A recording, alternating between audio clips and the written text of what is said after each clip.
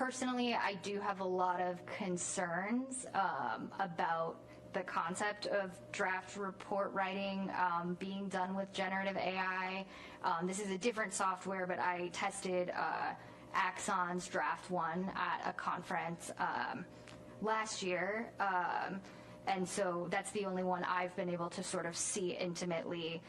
But there was a recent situation in, I think, December of last year in Heber City, Utah, where they were using Draft 1, and the report writing software wrote that the officer shape-shifted into a frog. And that was not a hallucination of the machine, but rather it was the AI picking up the fact that the Princess and the Frog was playing in the background.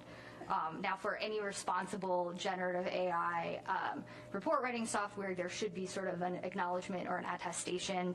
And Draft 1 does have something that forces you, and so I would assume every software has this, forces an officer to sort of acknowledge that they review the text and edit it, and that it doesn't contain errors, and that they would testify to it. So it seems pretty clear that there are sort of already instances where that slips past even a well-meaning human's review. And I think it's just sort of natural human instinct that if something's already written for you, you're going to look at it just a little bit less. I know that I would be like that as well. And I understand that the Electronic Frontier Foundation said that some of these softwares seem to be deliberately designed to avoid audits, and that they sort of preclude accountability, because it's like, if an officer writes something that's incorrect, like that police report is a real document that is relevant for people's insurance or in a court situation. It's very relevant for victims.